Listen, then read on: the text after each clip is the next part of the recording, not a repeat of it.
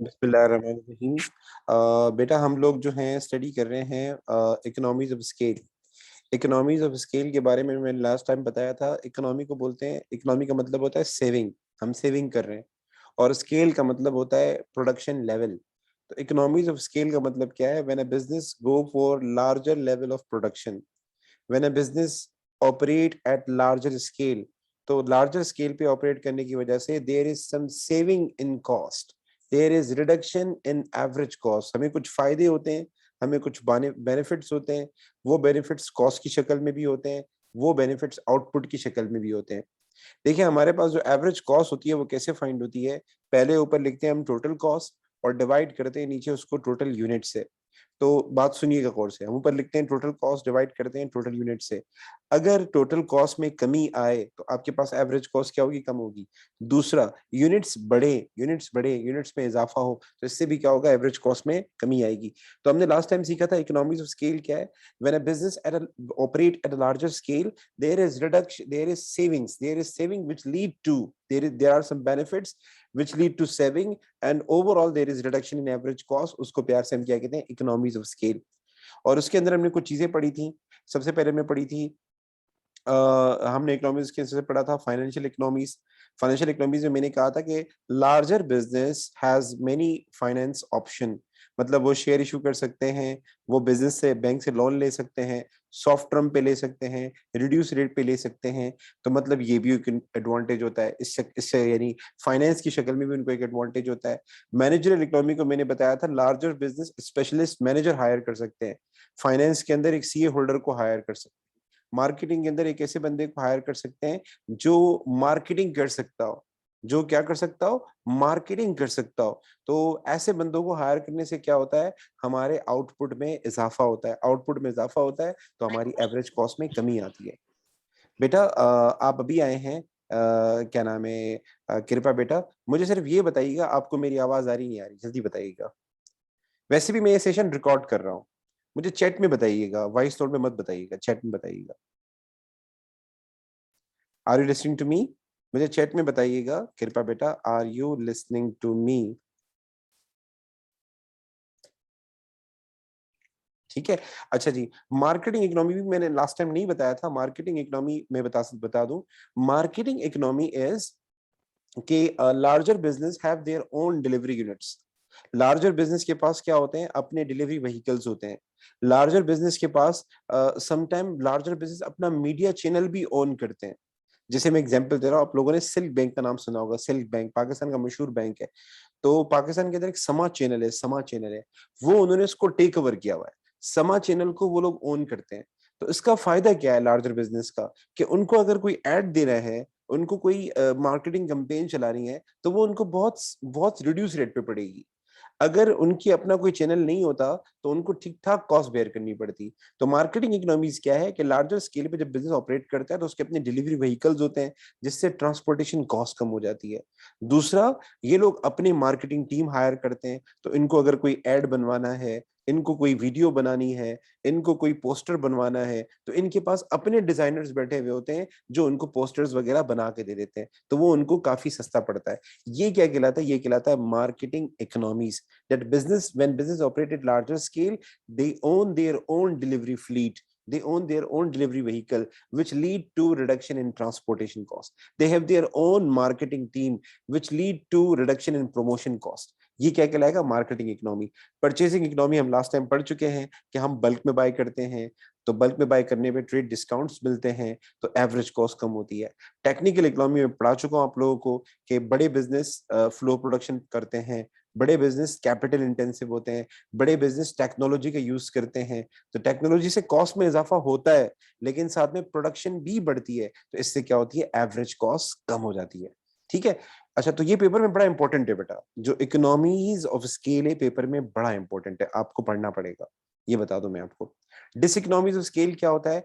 When you operate at a larger scale, when you operate at a larger scale, so there are some increment in cost, there are some disadvantages, कुछ disadvantages होते हैं। वो disadvantages आपकी cost में इजाफा करते हैं, वो डिसएडवांटेज आपकी आउटपुट को कम करते हैं। एवरेज कॉस्ट कैसे निकलती है? Total cost divided by total units, total cost divided by total units. तो समटाइम ये होता है कि आप जब बड़े लेवल पे काम कर रहे होते हैं तो आपके आउटपुट कम हो जाता है, आउटपुट में वेस्टेज बहुत ज्यादा होता है, या फिर कॉस्ट खामखा ज्यादा आ रही होती है, जिससे एवरेज कॉस्ट में इजाफा होता है। उसको प्यार से कहते हैं डिस इकोनॉमीज ऑफ स्केल। तो इसमें सबसे पहला है poor communication. What is poor communication?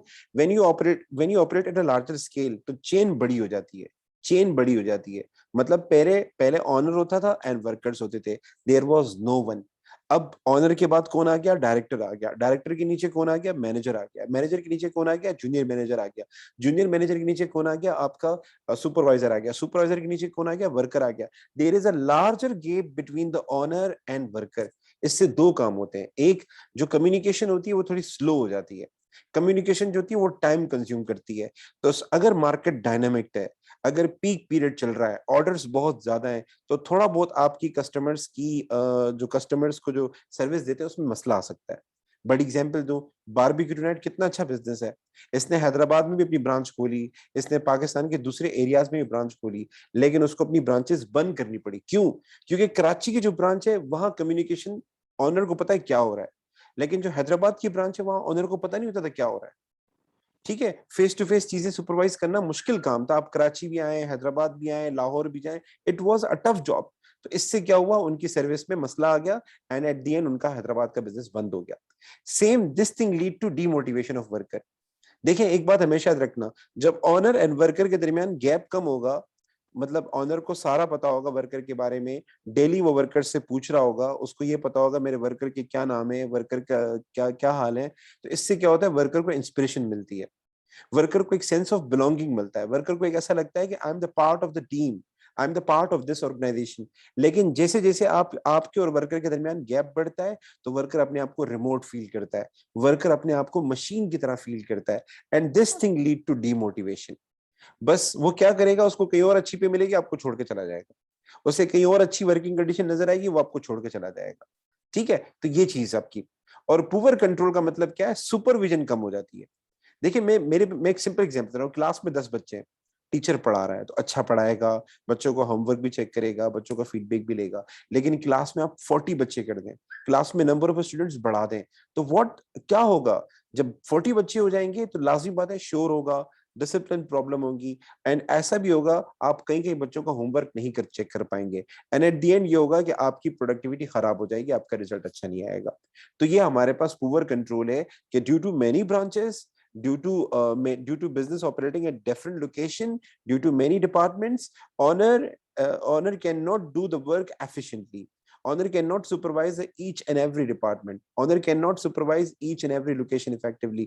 This thing lead to poor control. और इससे क्या होती है? कंप्लेंट्स बढ़ती हैं, एंड कंप्लेंट्स बढ़ने की वजह से हमारी सेल्स कम होती है और आउटपुट कम होता है। That's it. तो ये था डिस इकोनॉमीज ऑफ स्केल। यहां तक बातें क्लियर है?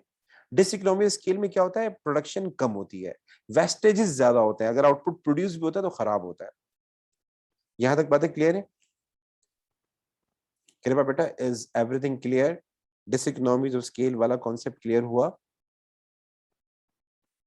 प्लीज रिस्पॉन्ड बेटा। Yes, okay. चले हम एक चैप्टर शुरू कर रहे हैं नया वाला, वो जल्दी जल्दी कर लेते हैं ताकि हमारा कोर्स पूरा हो। अच्छा, ये ब्रेक इवन चार्ट के फायदे नुकसान देख लीजिएगा।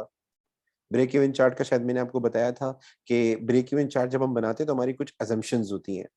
हमारी अजम्पशंस ये होती है कि हम कितने भी यूनिट बेचें, कितने भी यूनिट बेचें, selling price will remain constant. कितने भी यूनिट बेचें, हालांकि ऐसा होता नहीं है कि अगर आप 1000 यूनिट बेचें, 2000 बेचें, 3000 बेचें, अगर आपको ज्यादा यूनिट बेचने होंगे तो सेलिंग प्राइस कम करनी होगी। दूसरी हमारी अजम्पशन ये होती है ब्रेक इवन के अंदर कि variable cost will remain constant. Variable cost होती है जैसे अगर आप कपड़ा बना रहे हो तो मटेरियल की कॉस्ट, अगर आप बर्गर बना रहे हो तो ब्रेड की कॉस्ट। तो ये जो कॉस्ट होती है ये पर यूनिट कांस्टेंट होती है। मतलब अगर आप बर्गर बना रहे हो तो ब्रेड आएगा 5 रुपए का, 2 बर्गर बनाएंगे तो 10 रुपए का आएगा, मतलब एक ब्रेड 5 का पड़ेगा। 3 बर्गर बनाने तो 15 का पड़ेगा। ठीक है, 3 × 5। तो सीन ये होता है कि हम ये अज्यूम करते हैं ब्रेक इवन के अंदर कि वेरिएबल कॉस्ट पर यूनिट और सेलिंग प्राइस पर यूनिट क्या होगी? रिमेन कांस्टेंट होगी। लेकिन रियलिटी में ऐसा नहीं होता।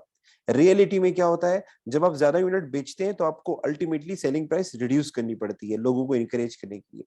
इसी तरीके से रियलिटी में क्या होता है, जब आप ज्यादा यूनिट प्रोड्यूस करते हैं तो आपको डिस्काउंट मिलते हैं, जब आप रॉ मटेरियल ज्यादा बाय करते हैं तो आपको डिस्काउंट मिलते हैं, जिससे वेरिएबल कॉस्ट में कमी आती है। तो यही लिमिटेशन है ब्रेक इवन की। ब्रेक इवन की लिमिटेशन क्या है, selling price per unit do not remain constant, हालांकि वो कहता है कांस्टेंट होनी चाहिए, और variable cost per unit do not remain constant. उसके अलावा ये लोग कहते हैं फिक्स कॉस्ट कांस्टेंट होगी, चाहे आप कितने भी यूनिट प्रोड्यूस करें, तो फिक्स कॉस्ट शॉर्ट टर्म में कांस्टेंट होती है, एक महीने के अंदर कांस्टेंट होगी, लेकिन एक लेवल ऐसा आएगा कि उस पर बढ़ सकती है वो। तो ये भी क्या है, फिक्स, ये लिमिटेशन है ब्रेक इवन की, कि fix cost do not remain constant at in short run, बढ़ सकती है बेटा। ठीक है। और दूसरा, break even analysis is a quantitative analysis. अगर आपको कोई डिसीजन करना है, कोई प्रोडक्ट बनानी है, तो उसके हवाले से फैसला करना है, तो break even is a quantitative analysis. वो हमें ये बताता है हम कितने यूनिट बेचेंगे, हमारा लॉस नहीं हो। तो कभी कभार किसी प्रोडक्ट को बनाने से पहले हमें ये भी देखना पड़ता है मार्केट कैसी है, उस प्रोडक्ट का दूसरी प्रोडक्ट से क्या ताल्लुक है, हमें ये भी देखना पड़ता है। तो हमें क्वालिटेटिव फैक्टर्स भी देखने होते हैं जब हम कोई प्रोडक्ट बनाते हैं। लाइक अगर आरसीएस ए लेवल शुरू करता है, हो सकता है ए लेवल शुरू करने पे उनका ब्रेक इवन नहीं हो, लेकिन ए लेवल शुरू करने पे उनका मार्केट का इमेज अच्छा हो, ए लेवल शुरू करने से उनका ओ लेवल और अच्छा हो जाए, ओ लेवल बेहतर हो जाए। So there are many things that should be considered.